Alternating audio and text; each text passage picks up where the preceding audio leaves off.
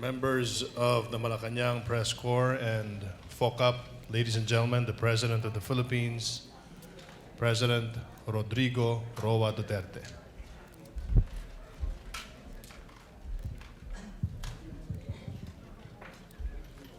Good afternoon.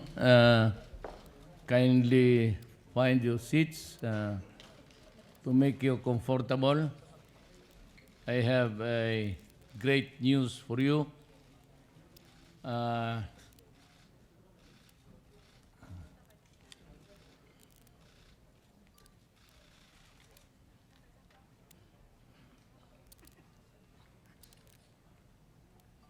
It is with great happiness that I announce to the nation that Chairman Nur Misuari, our brother who heads the MNLF, has finally decided to just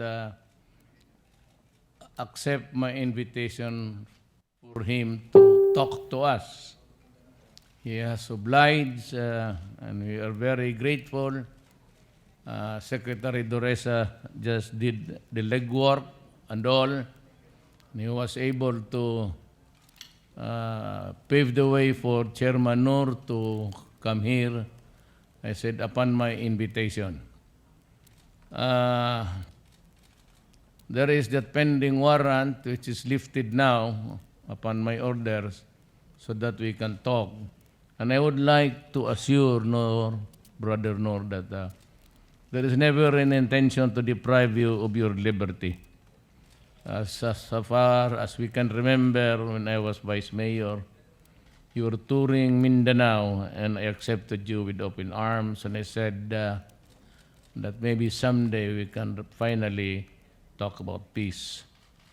And little did I know, Brother Nur, that by the grace of Allah, I became the President of this Republic.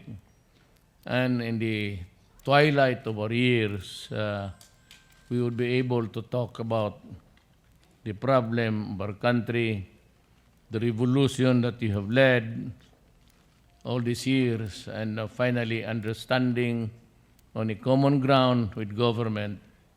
And that I assure you, I said, as you have narrated, we will come up with the modality and then, of course, how to place us in our proper homeland, our Mindanao, and that we will talk about the Bangsamoro Authority.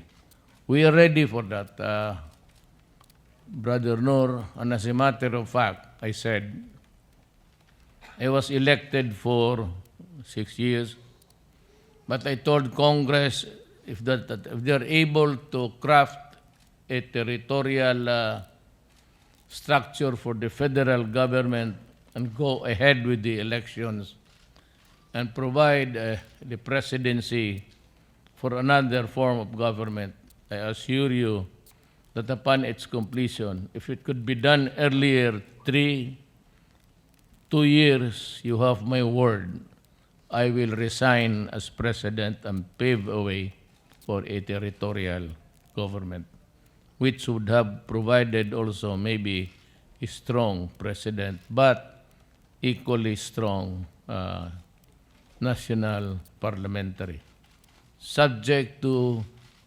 the rules of federalism, which will provide a greater leeway, elbow room for governance for our people. I am for it. I know that we have talked many times. You passed by Davao City, that we would just agree to a federal setup, give everybody his due, do justice to the Moro people committed many centuries ago. You know, Brother Nur, this is not really to pull my own chair. But when I was talking to a lot of the Americans, and I said, and I reminded them of the several massacres, not only in Holo but in Samar, the the bell that was from the church there was taken out by the Americans. And because one colonel died there, an American, every male, 10 years and above, had their heads cut off also. So these are the things that I said contributed to the lot of injustice. And you have to pardon the next generation, for we did not know, at least the Filipinos now in Mindanao.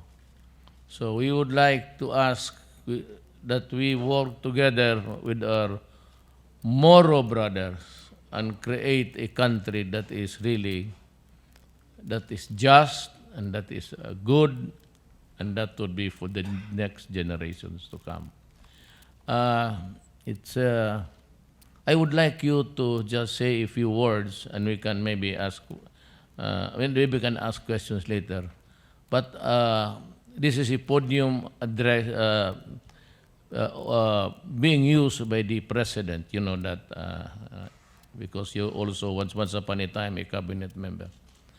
May I ask you to just give a short talk using the podium of the President of the Republic of the Philippines.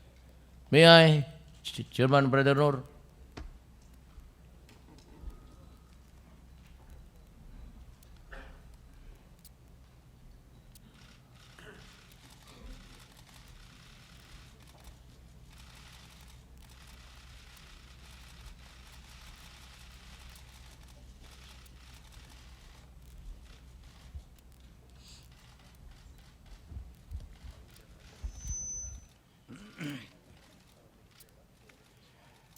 Bismillahirrahmanirrahim. Assalamualaikum warahmatullahi ta'ala wabarakatuh.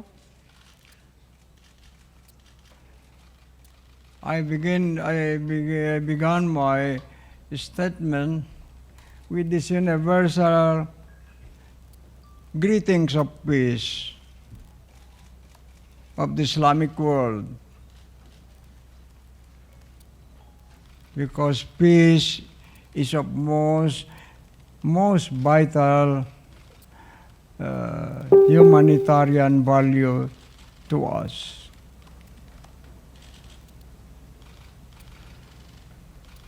I came here just to see the President, not thinking that I would be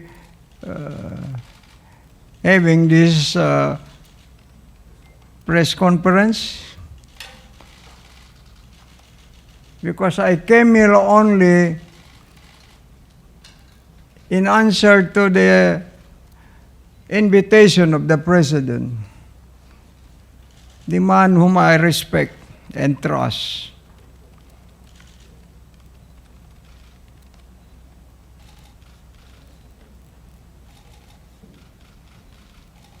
Well, I believe, as I said during the campaign, that is one single man who can provide solution to the problem of peace and order in our homeland. I'm not so sure about Visayas and Luzon, but our homeland of Mindanao, because that's the place where I was born, that's the place where I intend to die. Just a while ago, I reminisce on my life. I told Secretary Durisa, when we passed by and about to enter the main gate, I said, it was in this Freedom Park where I spent 9 days, 9 nights of my life. I was then teaching in the University of the Philippines.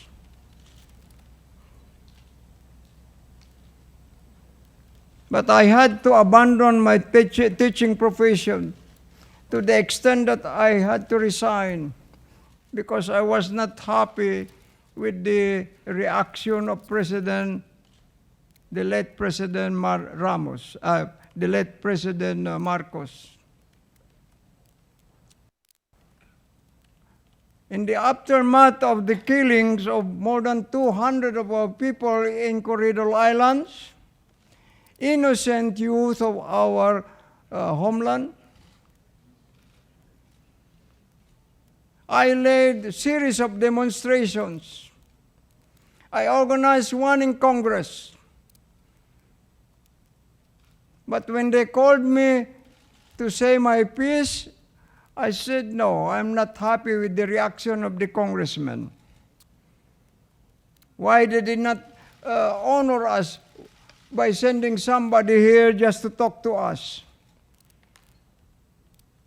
So I gathered only 9 of our leaders and asked them to join me.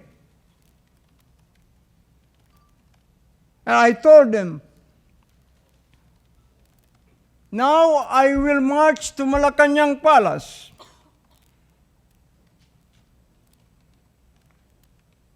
Because it was our agreement in the mosque, in Taguig Mosque, including the father of my brother here, Abu Khair Alonto. We swore to the Almighty God that we'll ask at least simple justice and will not stop until we get simple justice from the government.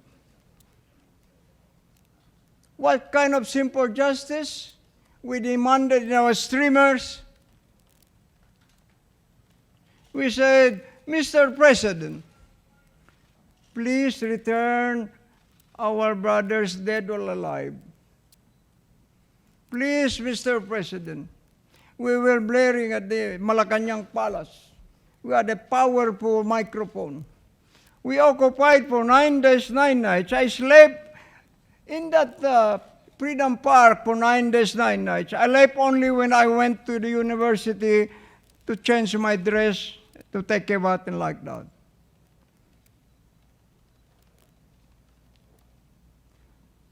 At the end of the 9 days, 9 nights, when in a state of replying courteously to our demand, the late president instead issued a statement before the media, and it became headline issue. Said, Mr. President Marcos has promoted one rank higher the executioners of the Muslim in Corridor.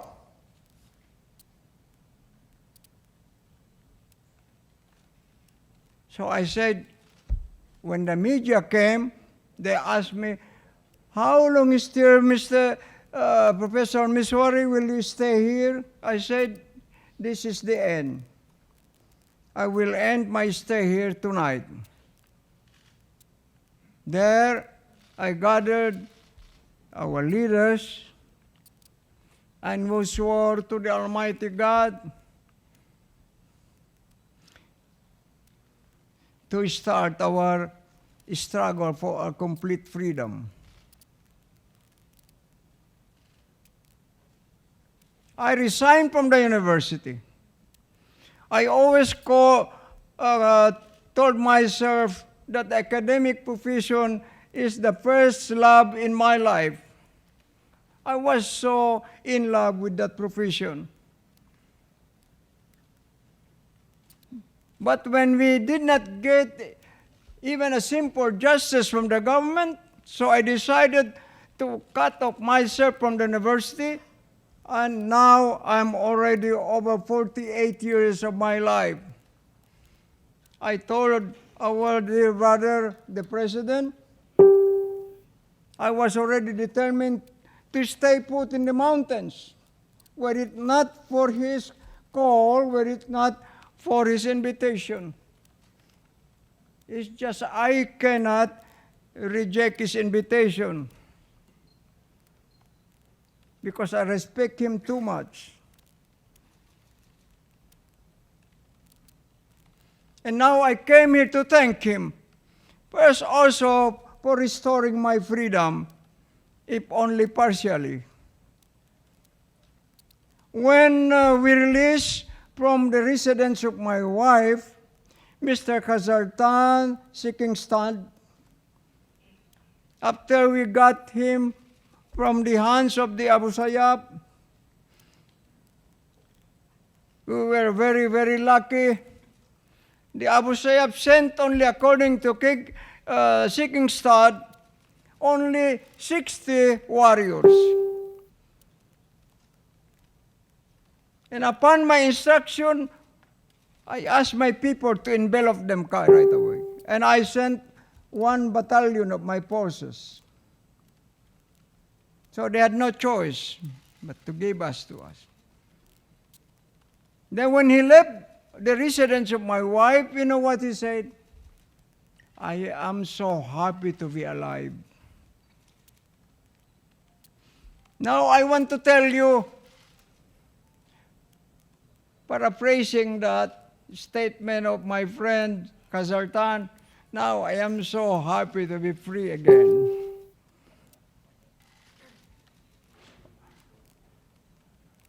Owing to the initiative of our President.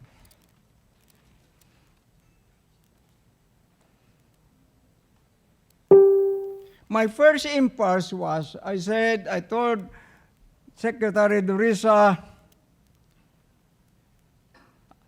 I said, I would rather let the President speak for us. How often did groups of media people try to convince me to welcome them in my camp, except for Al Jazeera, which was commissioned by the CNN, another 2, ABS-CBN, and I don't know, another international media organization. I welcome them there. Because I am sorry to say this, I'm not happy with the performance of some media people. They distort my statement.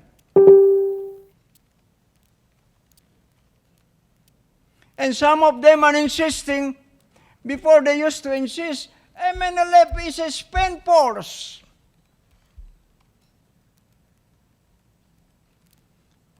When the September 9 Zamboanga war came, President Pinoy was asked, Mr. President, with this war, can you still say that? No. Misuari is strong. MNLF is still alive. And now they are saying, mouthing the German propagandists, repeating lies and lies and lies. That this group of traitors called Executive Committee of 15, they said, is the biggest group. Sometimes MNLF. No, sir. Not even one barangay of my people in can they match in Holo. They only have handful of people. Even right now, you can ask Jimurad himself, how many thousands of his forces, how many thousands of his arms have been brought back to us? You can ask my brother here, one of my commanders from Lanao, from Cotabato. He will tell you, most of their fighters are ready with me.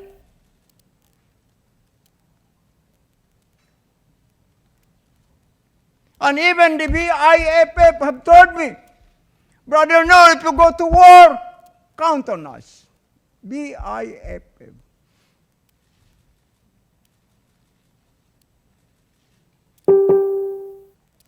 Ask somebody to dispute this. And now I came here, foremost in my mind is, how can we help our president finish his job? through to the end of his 6-year term.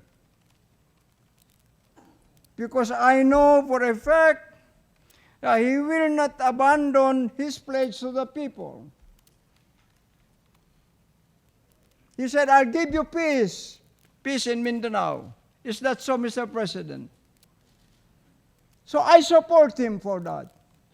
When he said, Brother Nur, why don't you move against Abu Sayyaf? So I started moving. First, I sent 1,700 of my forces, my inner security, to the eastern part. And we cordoned off the position of the Abu Sayyaf. Abu Sayyaf. They said, no, we give you. We return back. So the 10. But some people, enterprising people, when they came to offer them some money and claim in the media there, we were the ones. No, sir, no. With due respect to the armed forces, even the 2 that they got, they will only spill over from us. One of them swam during dark pitch night to the sea because he was guided by flickering light of fishermen. Then when he reached them, where do you want to go? We want to go to the MNLF. So he was brought there. From there, he was sent over to the armed forces of the Philippines. They told me, there are other 2. So I asked them to scourge the whole mangrove areas, etc. We could not find. Later on, he showed up in the highway, and the armed forces came. But this was part of the work I did.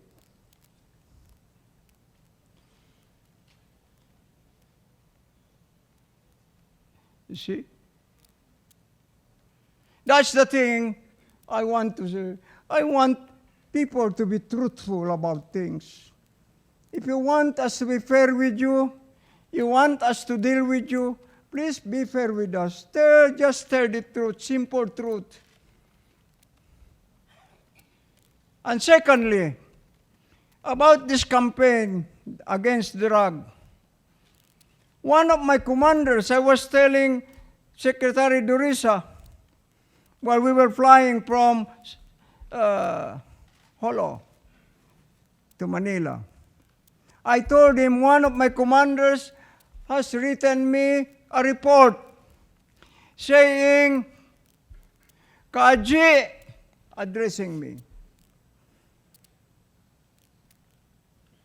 Every time I finish my prayers in the morning prayers, I go to the balcony of my humble house, overlooking the highway in Holo.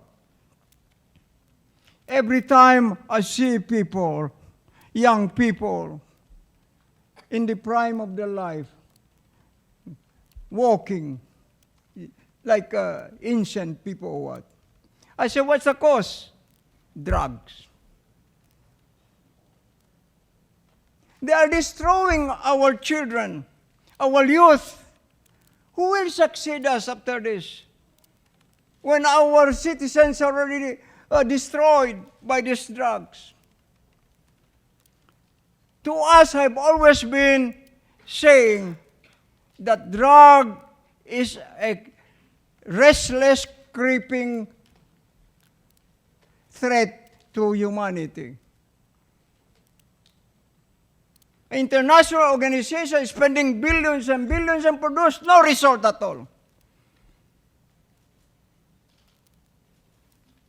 This is one of the biggest source of crimes to humanity, these drugs.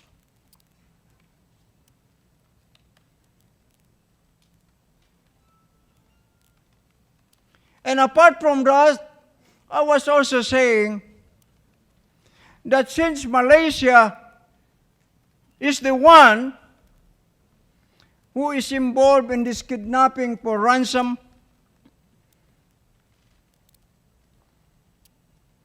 probably one day I will drag the leaders into the International Criminal Court.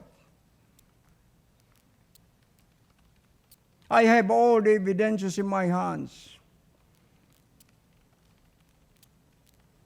My people are everywhere. And besides, they cannot escape because they are hiring my own people. Even Sipadan, they hired my cadre officers because they offered them millions. And then they have the goal to ask one of my nephews here, we want to see the chairman. They suggested Jeddah, Saudi Arabia, Makkah. And then they said, we'll meet at his camp. I said, then recently they said, let us advance our meeting in Indonesia. He is one of my members of my delegation now. I said, stop it. I don't have the heart to see these people. After they make this conspiracy to destroy the honor and integrity of my people, I am so concerned, Mr. President, because one time I had a press conference. It was a big room in Malaysia. But at the time, I did not know yet who was behind the Sipadan. Sipadan has just broken loose in the world media. They asked questions. Before even I could open my mouth, one German lady stood up and pointed her finger at my face. You know, Governor, your people are the worst people in the world. I said, sit down. I will explain to you. Because she said, why did they kidnap people for ransom? Now I told them. I said, listen. I can understand what is prompting in your heart, in your soul. I can understand that because you come, I'm sorry, with due respect, from Western civilization. And according to Western civilization in my studies, there is such thing like collective punishment. When somebody commits commits crime, what will he do? What will he do? They can even destroy the whole community. Just 1 second. But in our case, we are Muslims. The crime of the father cannot be imputed to the son, let alone the crime of the son can be imputed. No. So they stopped. And the people started howling at her. Oh, Muslim white people. She was very irresponsible. So I want to stop here. Just allow me to reiterate my sense of gratitude to the President and my promise that should he need our cooperation in his campaign for peace, you can count on us, Mr. President, inshallah. Wassalamu alaikum warahmatullahi ta'ala wabarakatuh.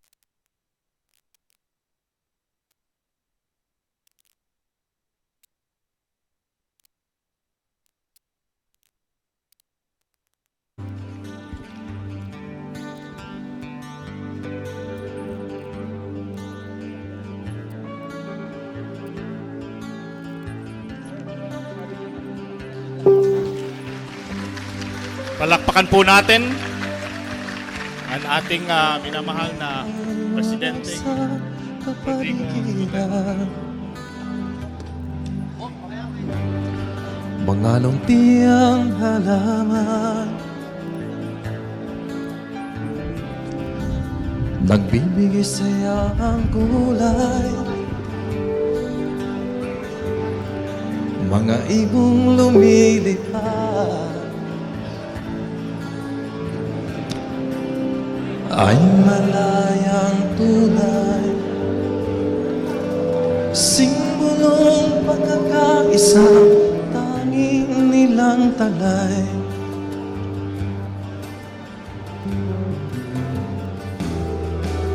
Tularan natin sila, magkaisa at magkasundo. Layunin nating mga Pilipino.